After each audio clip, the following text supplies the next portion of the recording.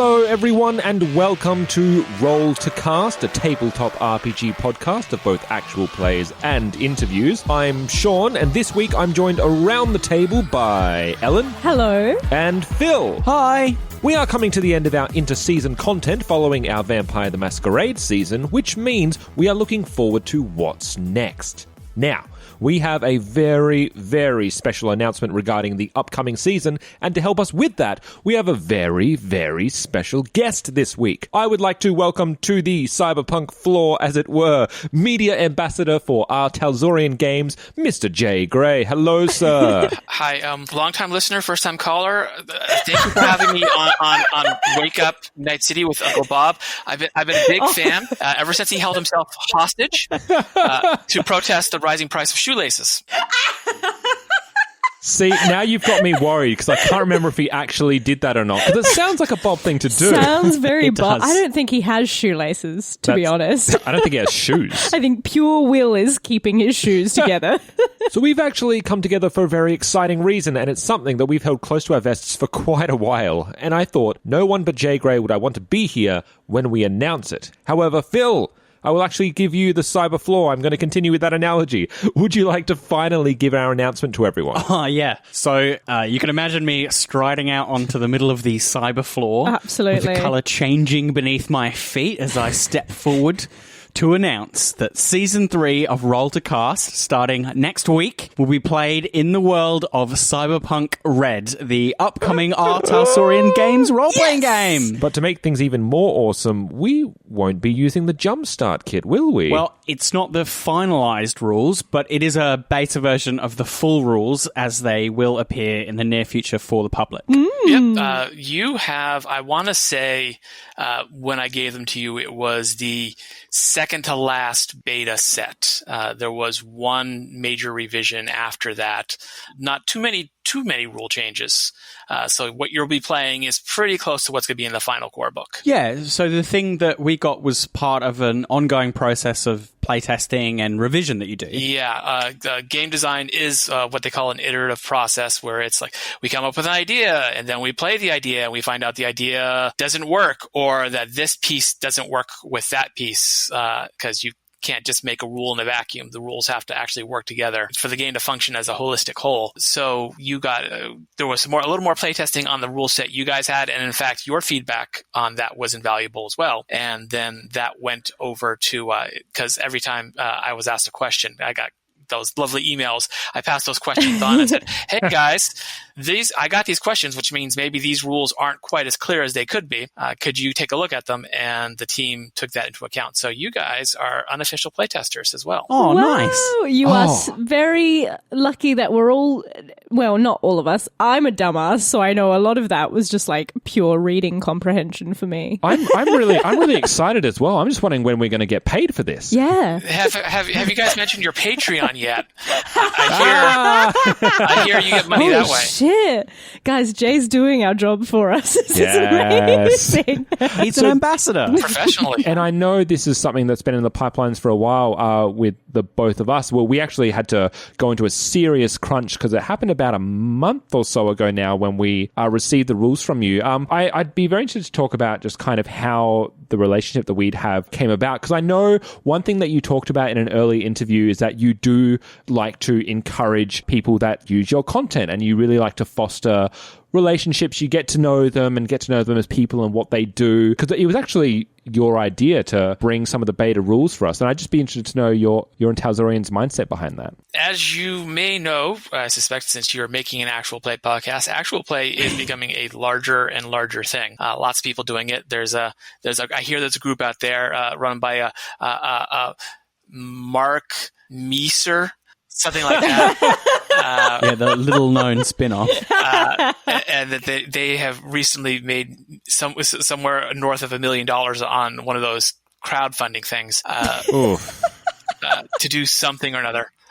Basic truth of the matter is sheer mercenaryism on our part is that the actual plays are one of the best ways to advertise a role-playing game, and we cannot compete with the very larger, the dragon in the dungeon, so to speak, when it comes to groups. Though I'm happy to say that the larger professional groups are starting to branch out more, and that's really nice to see. But we do not have the budget of a major toy company behind us. One of the things we have done is we have worked with where we can and encouraged smaller groups because it is more cost effective for us. But more importantly, we find that smaller groups are more enthusiastic, and a lot of times their play feels more like play, if that makes sense. It's play versus work. I mean, not that it's not work, but clearly we're not rolling in the millions, so we're doing this because we really believe in it and really love it, and hopefully that kind of comes through in what we're doing. And I'm not going to say that larger shows are scripted. I don't believe they are. I think that they're genuinely playing the game. But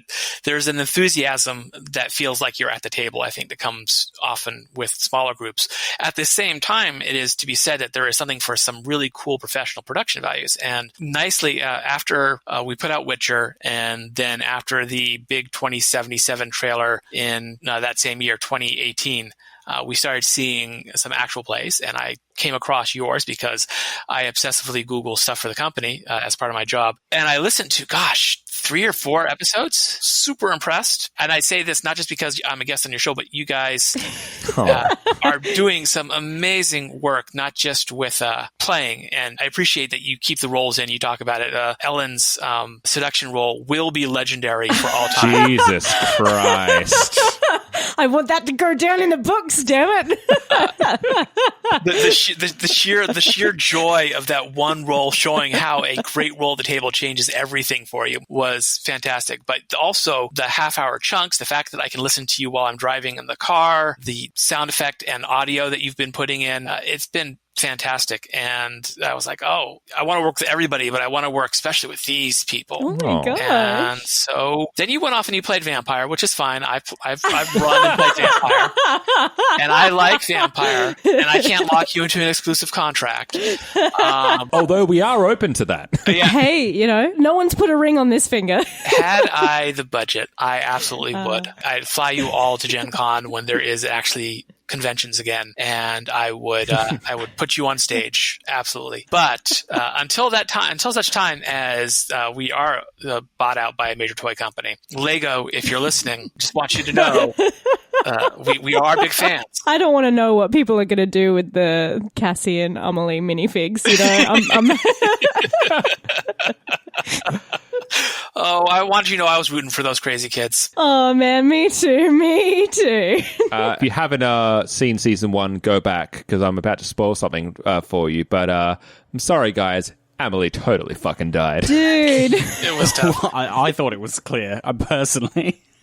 I didn't want to describe in gruesome detail it happening or anything like that. So yeah, that's so funny that you mentioned, Jay, about the wonderful thing that can come from just purely the roll of the dice. But literally, I didn't think anything was going to go further with Amelie. I thought that would just be a fun little character moment, but then literally got feelings through that interaction to the point where I was just so devastated by the end. And it's just that's the wonderful thing that the spontaneity and having to improvise stories on the fly can really bring to you. Oh, it is magical. For me, as a GM, it's certainly a unique experience having a romantic encounter through a proxy character with someone while they get feels for them. I think I'm doing a pretty good job if we're all suspending our disbelief during this. Yeah. We can still look each other in the eye. You've got to set aside a lot of ego, and I don't mean, thinking well of yourself. I mean ego in the old-fashioned psychiatric sense, where you're putting aside your sense of self to allow that level of emotion for fictional characters you're playing to come through. I actually do also want to pick up on something that you mentioned before in your joking manner, where you talked about paying us and taking us to Gen Con and all the rest. He's not letting that go. No, but I remember you talked about because I really want to highlight something that I love about Talsorian. As you mentioned, you might not have the toy company behind you or whatever, but one thing that Talsorian really believes in, you've talked about this, is that it looks after its workers. It looks after its small core group of people, and you'd never want to bring someone on that you can't look after and make them a part of the family, and that means, both financially and otherwise. And it's true. Mike and Lisa and Cody are very careful about making sure that we can treat people well, that we can pay our freelancers, for artists, editors, layout people, and so forth, writers, a good rate for the industry. And in general, it's just important to take care of your people. It's tough. It is not a profitable industry. The margins are very small. But Lisa has decades of experience as a business manager and pays very close attention to the books. And decisions are not made unless there's a financial ability to back those decisions. That kind of looking after everyone ethos, do you think that plays heavily into your role with kind of engaging with, scum like us, or, the larger community? Because, you hop online and people are talking and talking quite constantly and getting excited and asking a lot of questions. Do you think there's that kind of responsibility for them in your job? I do. There are limits to what my responsibility is. For example, there are times when I am not working and I have to remind myself that I don't have to answer a question I'm getting right now. My own health is important. And that whole work-life balance thing that people keep talking about is important. Spending time with my family is important. But that being said, when I engage with a group like Baby Beard Media or another actual play group, and I say, hey, you're doing a really cool thing playing our game out there. And I realize it is a relationship that goes both ways, because by playing our game, you are in theory making money through your Patreon and other and ad revenue and other sources. But at the same time, I recognize that you are also providing us with a platform to show off our game. And I can't pay everyone who plays the game, but I can go back and say, hey, I'll do my best to make sure people know so that you get as wide a fan base as possible. So yeah, taking care of the people out there and taking care of gamers too, because they're being nice enough to, I really hope, buy as opposed to pirate the books and play the game. So when they have questions, I try to answer them because I feel like that's important. Well, to me, it speaks to the collaborative nature of role-playing games, both in how they're made, as you say. You've got to play them and take different people's ideas and feedback. And then you've got the freelance artists putting in visuals to bring it to life. And then when it's actually at the table as well, these kinds of games are all about people supporting each other to have fun, as opposed to competing with one another, which is what a lot of other pursuits have. So it sounds like you already have that feel and that culture all the way through the process. Yeah, it is not a large industry, and it is important for us all to try to work together and include everyone so that everyone can sit at the table. That's super important. And something that is behind what we do. It's very interesting to hear you talk about just the industry being small, because I was listening to a story you were telling where, am I right, Jay, that because you kind of grew up with a love of comics and a love of pop culture and gaming in general, and the first tabletop role-playing game you picked up was a Marvel role-playing game, but when you picked it up, you didn't play it for 5 years? Yeah, because I grew up in a relatively small town with a relatively small population, and I was the only person there interested in role-playing games, and I couldn't get anyone to agree to play with me.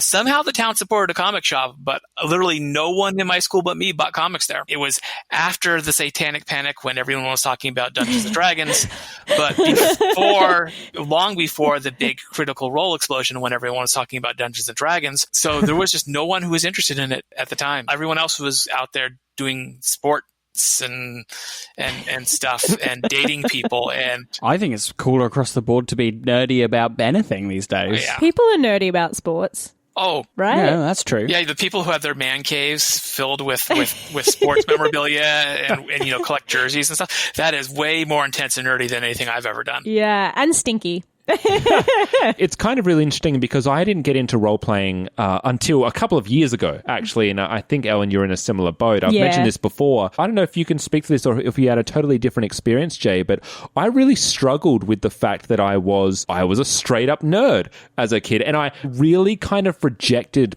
pop culture, or at least like kind of showing my love of pop culture for a very long time, because I just found that I didn't really surround myself with a lot of people that shared those same interests. So that's something that came hard coming from a small town, or once you hit into your adulthood, did that become easier to find and surround yourself with the people that share those same loves? Going to college and getting into a larger community made it a lot easier, especially since there was a role-playing club there. I've never had a problem with my identity as a nerdy person. It helps it in my living room in my parents' house growing up. There was a large framed poster of the 1701D, the Next Generation Enterprise. So, I mean, you just didn't have a chance as a jock, did you? I did not. Well, I was 90 pounds soaking wet up until I was about 18. Nah, blame the parents. Yeah.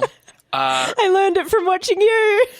But no, yeah, then I got to college. And so if you're out there and you have no one to game with, first of all, I wish the internet had existed back when I was a kid, because that makes things a lot easier. You can game online. But if you're a teenager, eventually you'll get to go to a college, hopefully, or at least into a wider community, and you will find there are indeed other people like you out there, and you will find new friends, and you will not feel so alone in your nerddom, I promise. Reeling back a little bit, but you found this book and you were interested in role-playing, but what actually brought you to that book if you knew no one around you was able to play it? Like, what was that idea of, oh, role-playing, that sounds fun? It's pretty simple. It's nice. It's, here were comic books, which I loved. I love reading comic books. And then here was a game where I can make comic book characters. It told me how to do it. Right. So it was through like a common love that you already were very interested in. You just wanted to keep it going? Yeah, basically. I was like, at first it was I would make comic book characters. And then I was like, there's a whole other aspect of this where I'm supposed to actually play the characters. Eventually, the first game I actually got to play in was Star Wars, the old West End Games D6 version. And the Timothy Zahn books had just come out and begun the renaissance of Star Wars as a property in the world, with Grand Admiral Thrawn and Mara Jade and all that.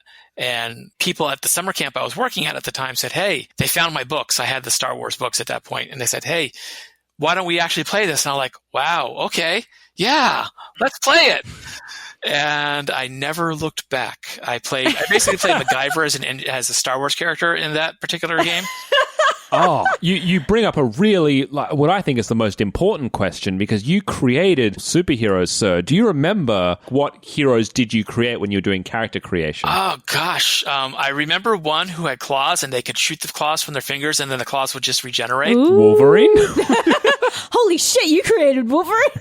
Well, no, because Wolverine's claws. I was like, what if Wolverine could fire their claws like a gun? That was my porcupine. Yeah. Oh, that's a Marvel deep cut there. Oh, is it? Is that a real Marvel hero? Yeah, well, villain, yes, porcupine. Oh, right, okay. And it was on purpose. Yes, it was absolutely. It wears an exoskeleton which is covered in quills, which he can shoot.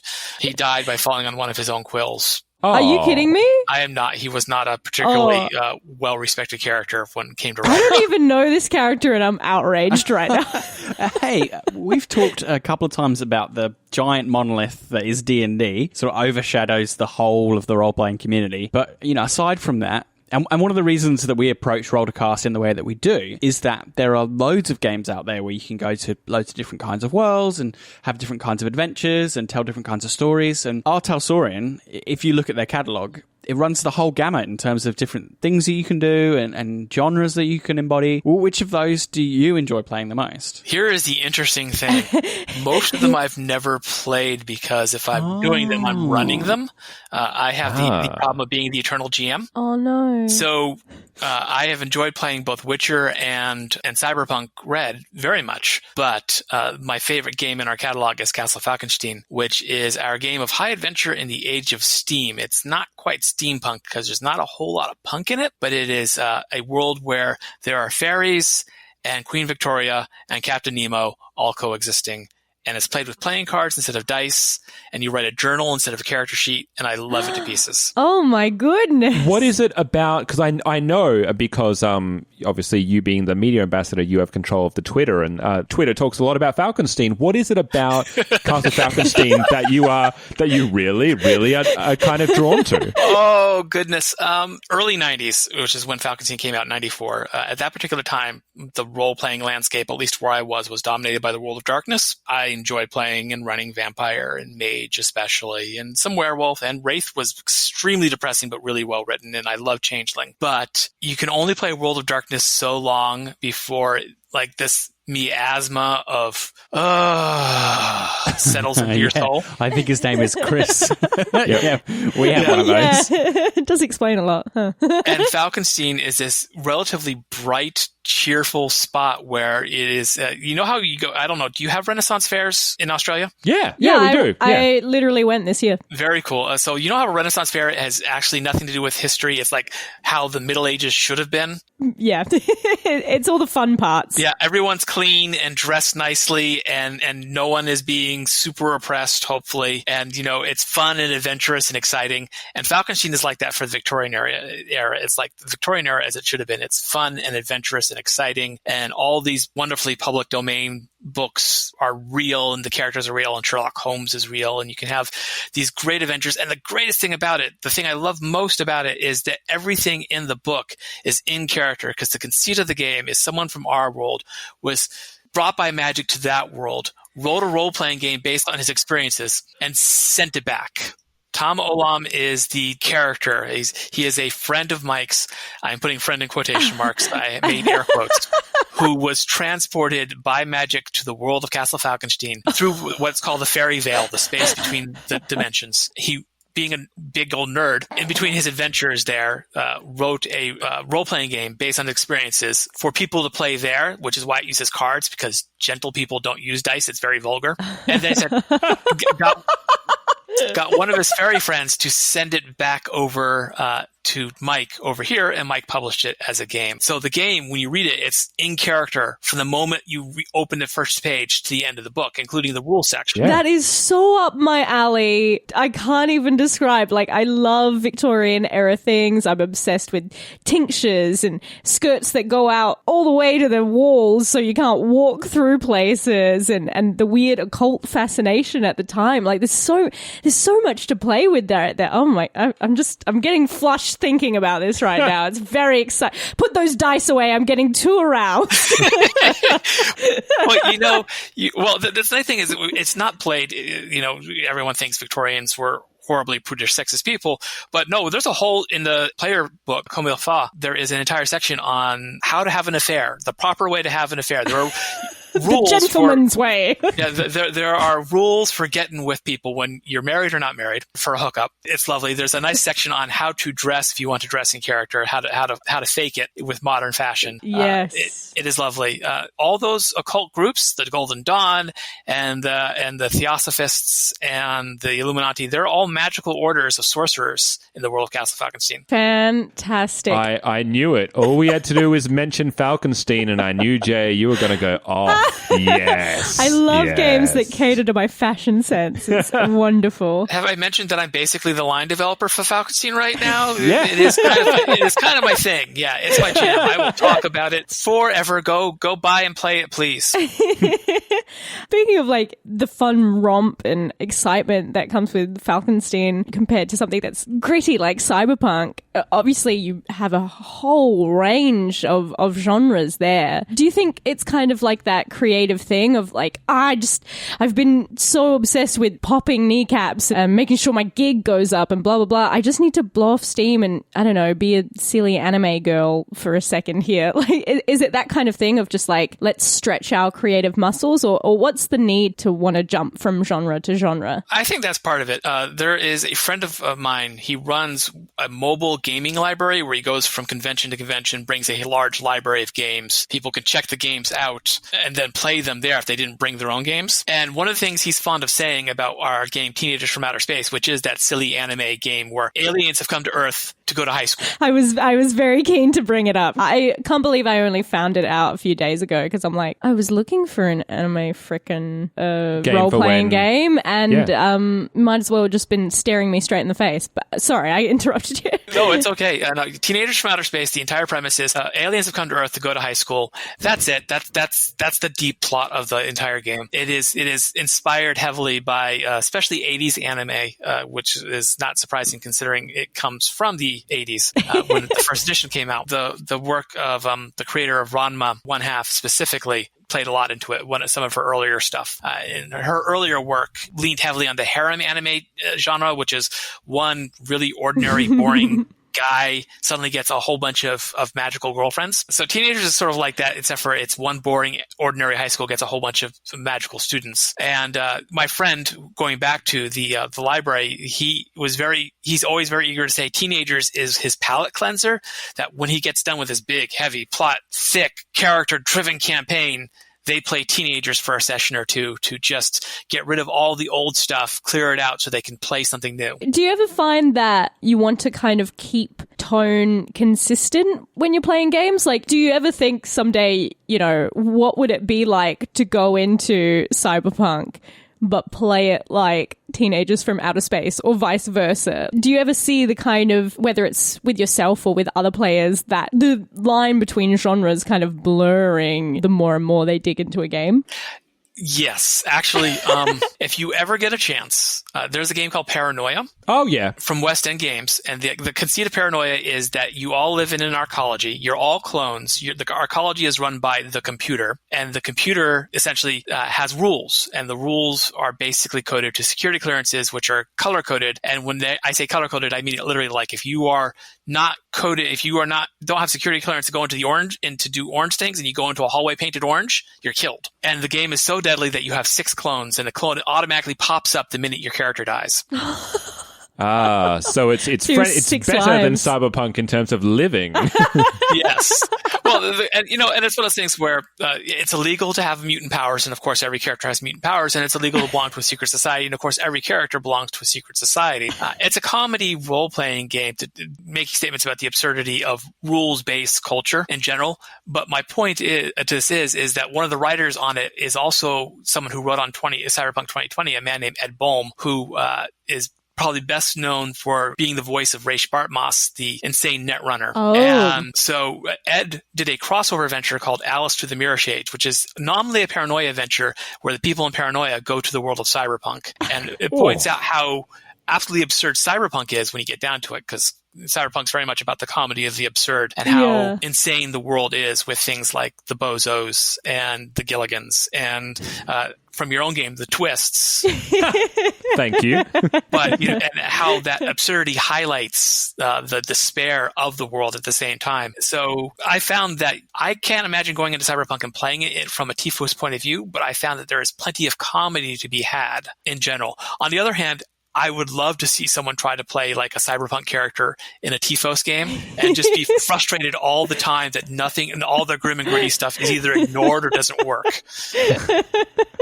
I am interested because just switching back to kind of your path to Talsorian, I'm kind of interested in where that step happened and how you got introduced to Talsorian specifically and how you ended up with this company that now you've spent quite a bit of time with. So the jump goes back to Castle Falkenstein. I was doing some freelance work for a company called Fat Goblin Games.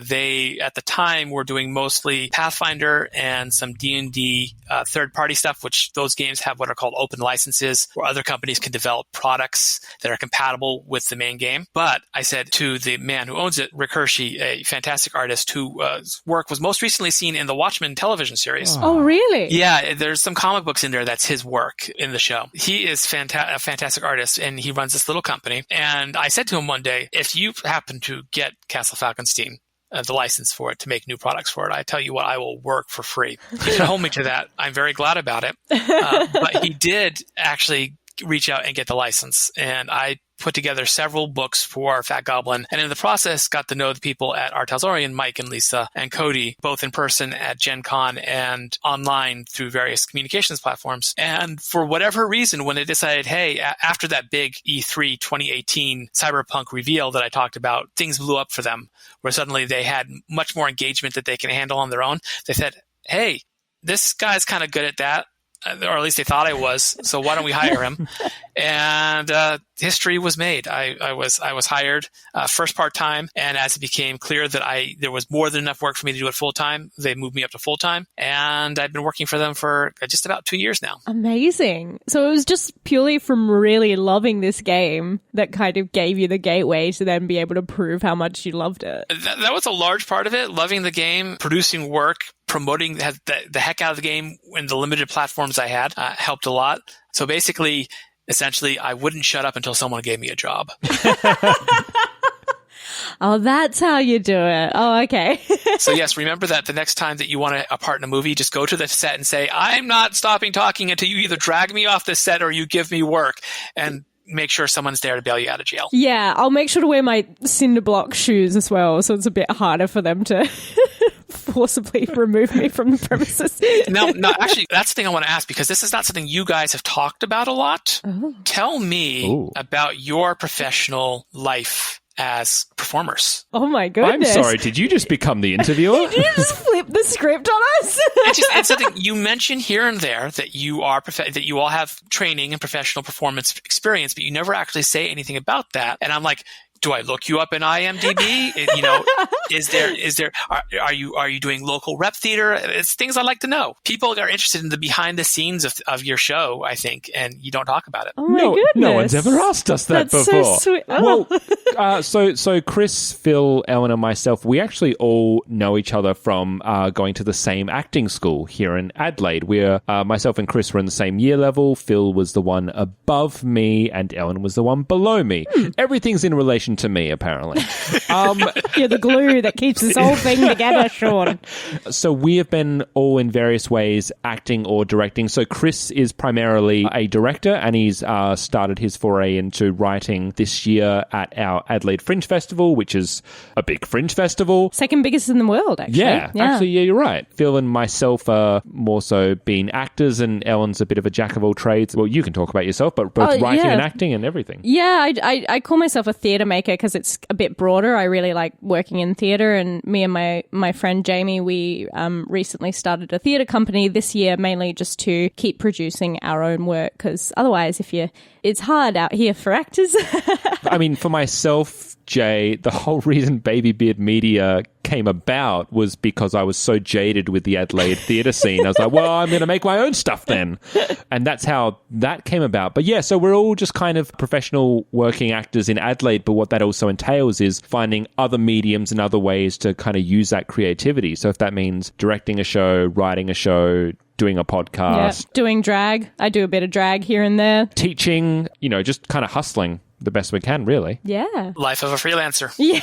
Yeah. I have found that many of the best, I don't want to say amateur, non-critical role level performers in actual play also have some level of theater experience, whether that's work in community theater or actual training. One of the people, I don't know if you know the opera geek, Kelly Butler from Twitter and various other places. She is a professional opera singer as well as an actual player who is not performing much right now because no one is. Well, yeah. Not live anyway. But I have found that there have been a lot of people who have some level of professional performing experience gravitating to actual play as another medium, another part of the hustle, but another medium to get the things out there because it's fun. And it provides, it's like all those improv exercises they made you do back in theater school, only more fun and more interesting. Yeah. Yeah, I don't remember them having dice. That's the main thing, and lore and rule books. So I'm and math. Yeah. I'm a lot happier this way because improv always has that pants shittingly scary thing of just like, oh fuck, where's this going? Where's the limitations, people? It could be anything. Yeah, if there's one thing we've learned is definitely our limitations. Ellen's not good at math, and I'm not good at thinking 2 minutes ahead of myself while I'm talking. We've definitely found our limitations in role-playing as well. It's humbling. When you say you find the actual players to have people with a bit of training behind them or that kind of skill around improvising and creating stories, apart from that, what other qualities really draw you to kind of not just the players but the storytellers as well in actual plays or any role-playing game? Part of it is editing helps. I realize that some things can't be edited. For example, a Twitch stream, you can't edit a Twitch stream when of a game, but there has to be a good balance of in character and out of character. If it's all inside jokes your group is telling and people laughing and very little actual gaming, it's not all that great. But if it is just the gaming all the time and there's no personality of the players shining through, for example, when one makes a great seduction roll, or one takes a moment to go out of character to talk about how your character is about to do something stupid, then that gets kind of boring too, because I can go watch a TV show. So there's that combination where you're getting invested in both the characters and the actors, especially when the actors are going to go on and move and do another set of characters. It's an interesting combination. Same way, you get invested in, say, a movie star and then also in their roles. But I think it's even that connection's even more important to make that connection in both capacities in an actual play. Man, that's really gratifying to hear. That's like the whole ethos of our podcast. I'm glad that comes through. You guys do a great job with it. And I'd have to say it's something like it's maybe 80% the game and 20% the actors in terms of what I like for balance. And if it gets much more than that, then it's like, I don't want to spend 30 minutes hearing you guys talk about what you did this week. Yeah. I appreciate that you have lives and that you're people, but I do want to know a little bit about you. And I don't mind maybe you having a show just about behind the scenes, but I don't need that long spiel at the beginning necessarily about, well, how was your week and what did you play and what are your things you're doing? I like to get right into the game, and then as the game goes on, the personality of the players shines through in the in-between things. And that feels like playing too, because that's what happens at the table, right? You play, and then there's the little joke you make about the thing that just happened, or the moment of celebration when a roll goes well, or the commiseration when a roll goes badly. And I think that's a good balance that makes a good show. Thank you. And you know what? I see what you're doing here. You flipped it on us, and I won't stand for it.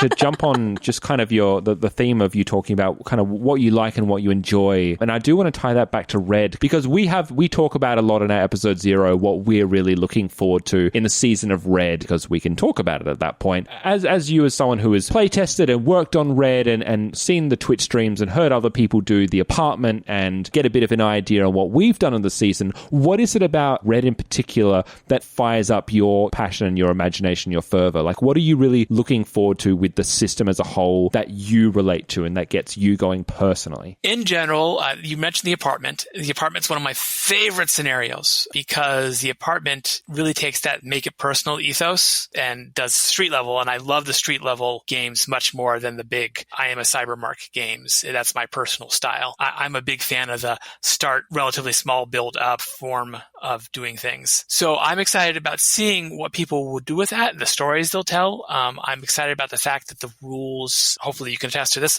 run faster and smoother and maybe have a little less math involved. They certainly are streamlined in some really key areas. Yes.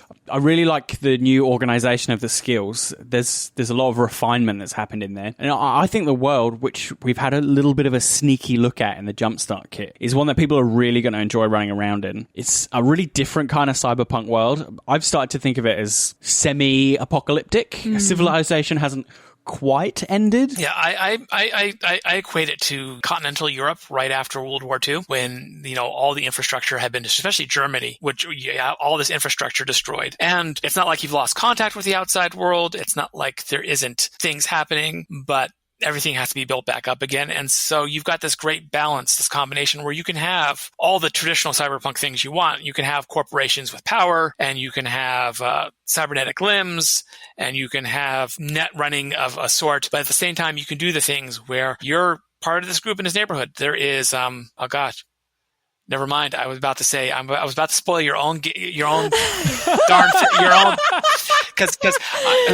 I actually have heard the first episode, and it is great, by the way. I really enjoyed it, but you guys, without spoiling anything, got that balance of this is a community of people doing their best to survive without help from the outside world. But at the same time, there is an outside world to travel to, and it's not just, gangs of leather fetishists driving around on vehicles. There's this nice balance of the cyberpunk and the post-apocalyptic that allows you to move between those two worlds. I think it's really nice for the punks to have a chance to finally take a piece of the world for themselves. Because it's all being rebuilt, they can sort of stake their claim a bit better. Whereas it feels sometimes in 2020 that they always know that they're going to lose, and what they're doing is just sort of sticking up two fingers on their way out the door. Absolutely. That, in fact, is, for example, in the exec class, the exec role, which is the new form of the corp. That's the whole point behind it was not, I'm just another cog in the Arasaka machine. It's I may not be the boss yet, but I have people who work under me. I have goals. I have the ability to move up in the world, maybe start my own company eventually, and to make a mark on things. I like what you said about it being personal, because it's, in the world, players can have roots and have communities and this kind of sense of home that you don't really get in 2020. Like, you have where people live, but it's mainly about being out there and you're a live wire and part of the night and part of the scene. And yeah, you're a little speck that's going to burn bright but then extinguish. But it's nice to have, as much as it is so fueled with action and really big in certain ways that I absolutely love, there is this kind of nice sense of just home to it. And that's one of the reasons we put the apartment in the Jumpstart kit, was because we wanted to emphasize that in the apartment, you literally start as part of a community. You live in this building. You have a reason to want to protect this building. There are other people living in this building, and you know them, and you get to know them, and we encourage the role play to happen where you meet your neighbors. Gina was a bit of a favorite for our group. I gave her a really thick kind of New York kind of accent. She was a tough old bird. It's kind of interesting you're talking about encouragement as well, because one thing that definitely Red encouraged us to do that going mainstream in Cyberpunk 20 did not is we always ran from fights for the most part in 2020, and Red just gives you that impetus to just, get your damn gun out, get a helicopter blade if you can find one, and just go nuts. You might still die. It's a very real possibility, but it just gives you that extra, like, here you go, here's a chance to not die. The rules we don't want to call them less lethal, but they're more nuanced in their lethality, with the critical wound system especially. You're more likely to come out alive, but, now I definitely need to go get that new arm, or, oof, I used to have a spleen. I think I left it somewhere back there. Yeah, you can trade all these blows and then, boom, something serious can happen. Yeah. So there is still that combat has serious consequences idea, but it is no longer as player character ending as it once was. You still have a decent chance. And with I'm assuming you guys use the full customization rules, because there's 3 types of character generation. Oh yeah. Yes, we went full hog. Yeah, there are 3 types of character generations in Cyberpunk Red. There is the kind that was in the Jumpstart, where you make some very basic random or specific choices, but everything's pretty much made for you. There is what we call the fast and dirty method, which is you make choices from various areas of the template, but there's still a template. And then the full Megillah, the complete customized version, where the only thing that's pegged to your role is your role special ability. Everything else is open. You do not have, you can be a rocker who does not have a single performance skill if that is something you really want to do. You can be a solo who does not have a single weapon skill if that's something you really want to do. But there is no specific limits on what you can and can't do beyond how many ranks of a skill, for example, you can buy. That's the same is true with cyberware and gear. You are allowed to do what you want. So if you want a rocker who is, for example, a professional wrestler and a really good hand-to-hand fighter, you can do that. Now I'm regretting everything. I like the new emphasis and balance on the different role specialties. You've opened them out and really made explicit what it is that you can do with the roles, because the seeds of them were there in 2020, but now if you take, say, a fixer like Junk, it will codify what kinds of people you can talk to and who you might know in various circles, and then what resources those people can provide you. And we have a tech in the upcoming season, and they have about 4 different special areas they can divide their specialty up into. It's really, really cool and really, really dynamic. In fact, the first time I read the Fixer's role ability in detail was midway through your first season, I believe, was put out. And I remember thinking to myself, that would have saved them so much trouble in making stuff up if they had this particular set of rules for the Fixer, because it governs how you find stuff and how, I'm looking for stuff. There are now rules for finding that stuff. And, like, for example, I need uniforms for this corp and security squad. Now, there are actual rules for that in the Fixer for getting stuff and making contacts and blending into groups. And I think that will help make the GM's life easier and help the Fixer understand. And this was true across all the roles, help the people with those roles understand what they can do. For example, Cassie, I think, would have had an easier time with the new rocker abilities because they are specifically keyed to work for individuals, small groups, and large groups with different effects, but depending on your relative level of fame for each. So you're not just like, well, I have to do a concert to make a change. Now you can have fans and get those fans to do things for you. Which seems a bit more, not just streamlined, but also realistic in kind of diving down, and it allows you to kind of really sink into your character because, in 2020, it was really fun to be thinking deep about what would be the day-to-day life of a rocker.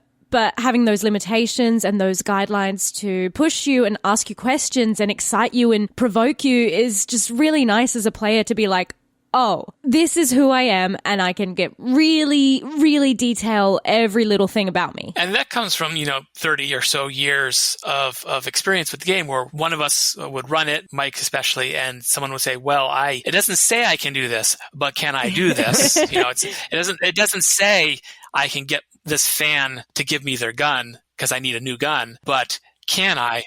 Or the corp saying, well, it doesn't say I can requisition a solo from the security squad at the corporation, but can I? And things like that. So basically it was cases of people pushing the boundaries and us seeing those boundaries pushed and saying, well, they shouldn't be boundaries. They should be part of the role and putting it in.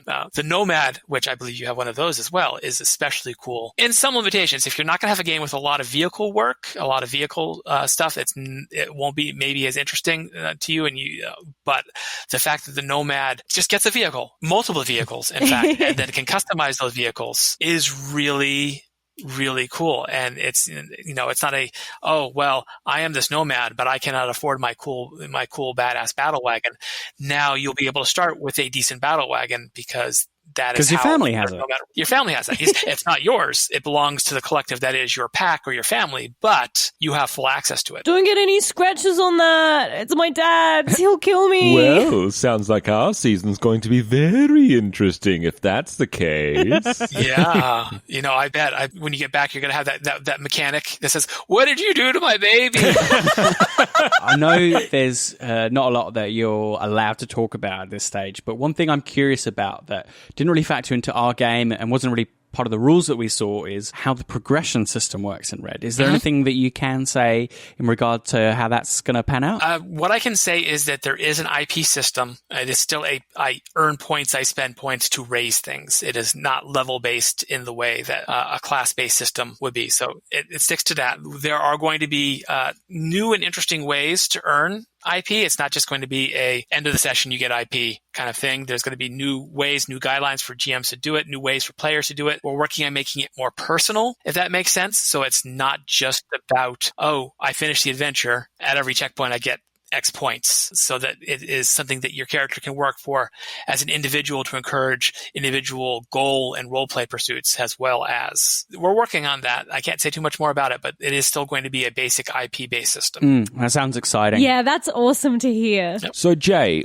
we are actually coming towards the end of the episode, but for those who are listening, this episode did serve a number of purposes. One of which was we were very excited to announce what we will be doing for Season 3, which, again, we will be playing Cyberpunk Red, and we won't be using the Jumpstart kit, we will be using the beta rules, and this is a season that we will be starting as of next week. And the final reveal we have to give you all is the name of our campaign. So when you tune in to us next week, you'll be joining us as we begin our exciting new Cyberpunk Red story, Feed the Beast. I'm pretty sure that's a vampire thing you just did. Are you sure you're not playing Vampire 5th Edition again? Are you jealous, Jay? I am absolutely jealous. All those cool gothy people with their eyeliner and their onks. Well, you know what? They're jealous when we get to be cool punks running around flipping off the system with our helicopter blades. By the way, yeah, I should point out the reason helicopter blades keeps coming out because it is an example of a very heavy melee weapon in the game. So that is one of the reasons why we keep mentioning it. Oh, if it's not a part of your Cyberpunk Red story, then you aren't playing it right. Get a helicopter blade, find one. I don't care what you have to do. It was one of those things that when I was looking through, I was like, am I so out of touch? Is this the name of a weapon I don't know about? Is it a euphemism? Yeah, like, no, it's a fucking helicopter blade off of a helicopter. And I was like, whoa. Yep. They ain't messing around.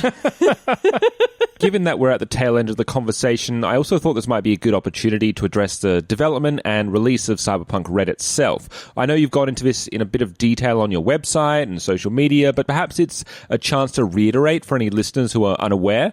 You had initially planned for a particular time frame, but that was always under the condition of, we are aiming for this, but it is not a promise. Is it possible for you to talk about where our Talsorian is in terms of the development of the full game? We have been thrown curves in the past. The first curve was that, as people know, there is a video game coming out which takes place in the Cyberpunk universe from CD Projekt Red, or Projekt Red, as they say in Poland, Cyberpunk 2077. And because it takes place in the Cyberpunk universe, this game is Cyberpunk, but it's its own thing. It's fully compatible timeline-wise with 2020 and Red. We had to make sure, we had to basically wait for them to finish their lore working with us, so that our lore reflects their lore and vice versa. So that delayed it from where we originally wanted to put it to we were aiming for June, and then a pandemic broke out. And I am told I cannot say certain words on YouTube, interestingly enough, because YouTube is trying to... Yeah, we figured that out the hard way as well. Yeah, they're trying to keep conspiracy theorists, so they're automatically looking for certain words. So I will say the first of the big events, which shut down the world, occurred. And that, unfortunately, we want to try to, as fair as possible to our retail partners, our distribution partners, our players who prefer physical books as opposed to digital books. We want to try to be as fair as possible, so we're not releasing the digital before the physical. We're trying to release them roughly at the same time. And because the distribution and retail chains and the printing chains, for that matter, all the supply chains have been really janked up, now we had to push it back to we're hoping for the end of summer. We're still not promising, and we can't promise until we actually work with the printer to get specific print dates. Because, for example, our printer for a while was not allowed to print anything that wasn't considered essential, like textbooks, because we work with a printer that is on the North American continent, and so they had to deal with the same shutdown restrictions other businesses had to deal with. Sorry, I just had to do some reconfiguration in my brain. Were you thinking about when summer is? Yeah, because I had to remind myself that summer is different. So for Australian listeners, Jay is talking about American summer. It's always fucking summer here. Sorry, American summer, which technically is like a little bit in the first week or two of September. Once again, it's worth reminding everyone that these are planned dates, but to be honest, the way I've always looked at it is it will be out when it's ready. At this point, I don't want to give it. I don't want to give a more specific date because every time I do, the world blows up, and I don't want to keep myself anymore. And in the meanwhile, we've been doing monthly previews. By the time this comes out, the Cyber 6 preview will have come out, where we'll have introduced new characters who will appear in Cyberpunk Red in a fiction story that is going to be new to the book, to Cyberpunk in general. It's a new fiction story. And the characters were made with the help of a group of people who in real life have prosthetic limbs. Oh, wow. Oh, awesome. We thought it important, and Mike especially thought it important, that if we're talking about a future where there are cybernetic limbs and cybernetic parts, that we should work with people who experience that cyber future in their cyber present. And so we worked with them to create the characters. We'll be talking about the characters as showing off art, as well as introducing the people who help us make the characters, and announcing that we'll be giving a portion of the proceeds from Cyberpunk Red to we have not yet determined what, NGO, a nonprofit, which works with giving kids who need prosthetics. That is so fucking dope. I think that's really amazing for you as a company to do that work in terms of representation,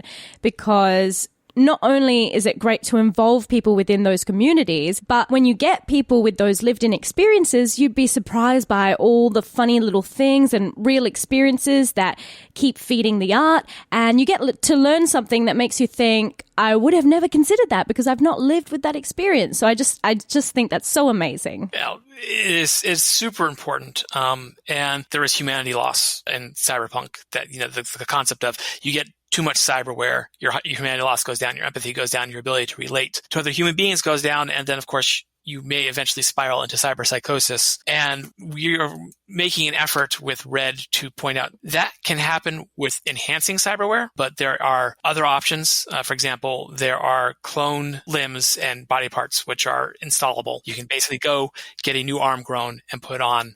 And it's actually, I believe, slightly cheaper than getting a good military-grade cyber arm. And I think this is the part where I can't be quoted on, but I think this is something they're working on, is in the main rulebook, there'll be what they call medical-grade cybernetics, which are basically cybernetics that provide absolutely no enhancement. For example, even a cyber arm, for example, is a melee weapon as opposed to a brawling weapon. And so these medical-grade prosthetics will essentially be cyber limbs or cyber parts, but they will not have any special enhancements. You will not be able to put options into them like claws or pop-up guns or night vision in your eyes, but they will be there, and they'll also be an option, and they will not have humanity loss. So that's something we're working on. And then next month, which will be this month, I think, when this comes out or close to, there will be another preview, and we will keep putting out stuff once a month. Every game in our line, Cyberpunk, Witcher, and Falkenstein all get something, whether it's new content that you can download for free or news about the line. And Jay, where's the best place that people can keep up to date about all these projects, whether that's your website or social media? What's the best way for us to stay informed? You can visit us at Talsoriangames.com, or on Twitter you can find us at Talsorian Games. We're also at Facebook as Talsorian Games, and on Instagram, I believe, as official Talsorian. So we are in many places, and we generally, when we say something on one platform, we say it on all the platforms. Jay, I want to thank you so much for dedicating your time to speaking with us today, and also for being the impetus for us being able to jump into the new season of Cyberpunk Red. We absolutely could not have done it without you. All your support and promoting us and encouraging us and really making us feel welcome in this community and with this game. It's been so appreciated. Well, you guys are amazing, and so thank you for representing both Cyberpunk and role-playing in general so well. I'm sure the folks at White Wolf and Onyx Path feel the same way about your vampire work, because you've done wonderful, amazing things, and everyone should give to their Patreon because they deserve it. Oh, well, because you said so. That is www.patreon.com/babybeard. We have a number of different tiers and a bunch of different rewards, including Patreon-exclusive podcasts that we release monthly. That being said, we're always on the lookout for new and exciting things that we can bring to you on Patreon. So if you do have any ideas on what you'd like to see or hear, please let us know. That being said, once again, Jay, thank you. Yeah, honestly, this has been so much fun and so heartwarming. I have had a blast. Thank you for having me. And until next week, when we will be beginning a very fresh season of Roll to Cast, which will be the Cyberpunk Red campaign called Feed the Beast, I've been Sean. I've been Ellen. I've been Phil. I apparently am Jay. See you in Night City, everyone.